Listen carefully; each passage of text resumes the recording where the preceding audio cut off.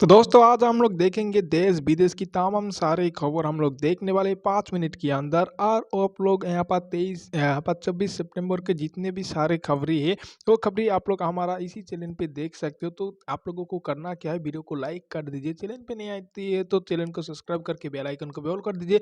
और आप लोग कहाँ से वीडियो को देख रही है वो भी आप लोग एक बार कमेंट कर दीजिए। तो दोस्तों चलिए देखते हैं अगली खबर क्या आई है हमारे तरफ से। नमस्कार, मैं रवीश कुमार। चलिए जानते हैं देश दुनिया की तमाम महत्वपूर्ण खबरों को सिर्फ 5 मिनट में। लेकिन आगे बढ़ने से पहले अगर आपने अभी तक इस वीडियो को लाइक नहीं किया है तो कृपया लाइक कर दें, चैनल को सब्सक्राइब करें और कमेंट में जरूर बताएं कि आप ये वीडियो कहां से देख रहे हैं। आजम खान पर दर्ज फर्जी केस वापस होंगे।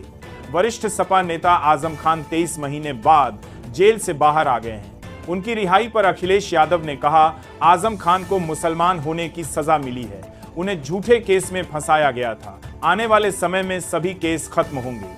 सपा सरकार में हर फर्जी केस वापस लिया जाएगा। भाजपा में बैठे लोगों ने भी कहा है कि आजम खान को मुसलमान होने की सजा मिली। पीएम मोदी जनता से लूटा हुआ 40 लाख करोड़ वापस दें। संशोधित जीएसटी स्लैब लागू होने पर कांग्रेस नेता सुरेंद्र राजपूत ने प्रतिक्रिया दी है। सुरेंद्र राजपूत ने कहा, पीएम मोदी जीएसटी काउंसिल के निर्णय का श्रेय लेना चाहते हैं। पीएम मोदी खराब जीएसटी की लूट हुई है उसका भी श्रेय लेना चाहिए। नरेंद्र मोदी की इसी सरकार में 40 लाख करोड़ रुपए की लूट हुई है। जनता का लूटा हुआ पैसा वापस दें फिर श्रेय लें। जनता लूटे हुए पैसे का हिसाब मांग रही है।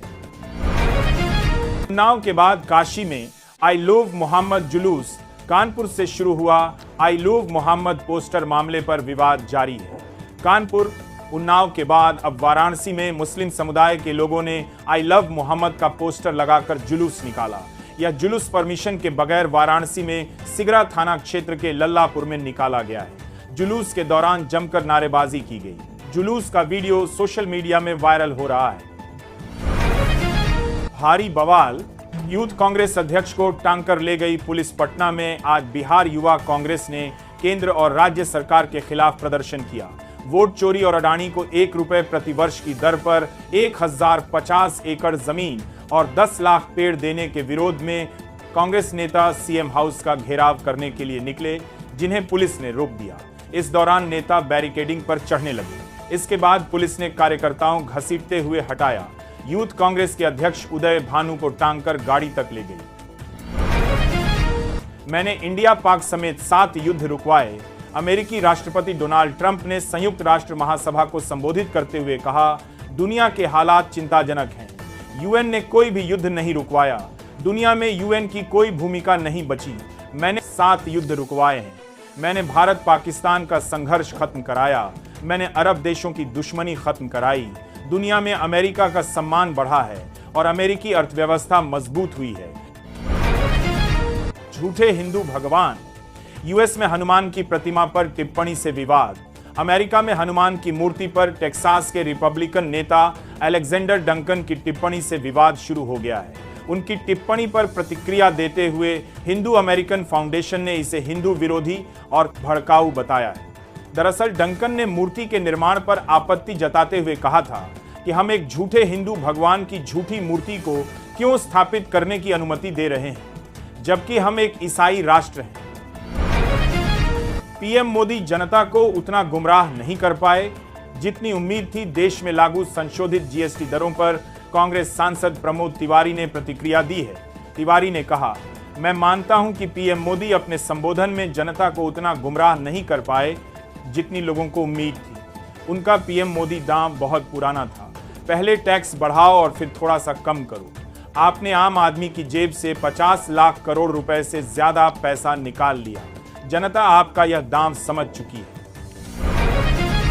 जीएसटी की नई दरों पर क्यों भड़क गईं ममता बनर्जी। जीएसटी की नई दरों पर पश्चिम बंगाल की सीएम ममता बनर्जी भड़क गई हैं।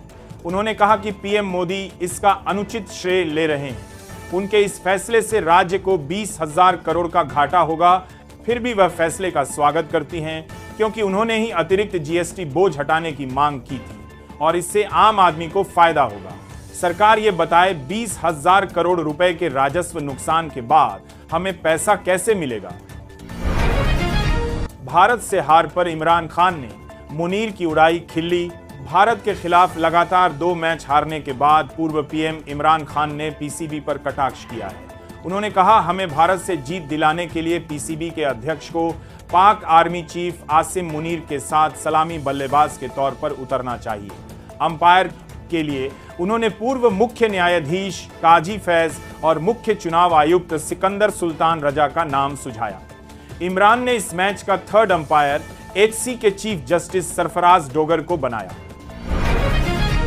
जेल से रिहा होने के बाद आजम खान ने क्या कहा? 23 महीने के बाद सीतापुर जेल से बाहर आए सपा नेता आजम खान की पहली प्रतिक्रिया सामने आई है। उन्होंने समर्थन और दुआओं के लिए सभी का शुक्रिया अदा किया। बीएसपी में शामिल होने की अटकलों पर उन्होंने कहा कि यह सिर्फ वही लोग बता सकते हैं जो अटकलें लगा रहे हैं।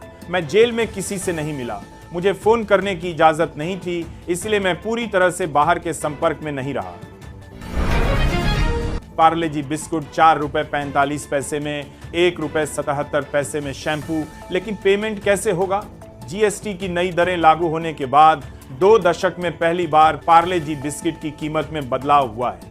इसका सबसे छोटा पैक 5 रुपए में मिलता था, लेकिन अब इसकी कीमत 4 रुपए 45 रुपए रह गई। इसके अलावा जो कैंडी 1 रुपए में मिलती थी, अब वह 88 पैसे की रह गई है। इसी तरह 2 रुपए का शैम्पू पाउच अब 1 रुपए 77 पैसे में मिल रहा है। अब समस्या यह है कि इस तरह से कैसे पेमेंट किया जाएगा। सोशल मीडिया पर इस पर खूब बहस हो रही है।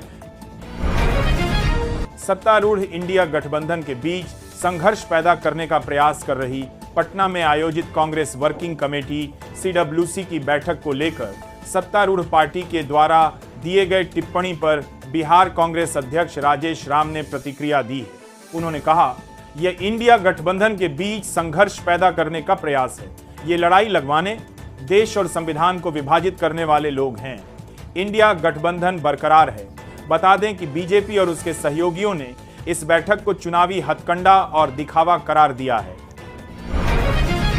हर कोई कहता है कि मुझे नोबेल मिले हैं। यूएनजीए को संबोधित करते हुए अमेरिकी राष्ट्रपति डोनाल्ड ट्रंप ने कहा, मैंने दुनिया भर में 7 युद्ध रुकवाए।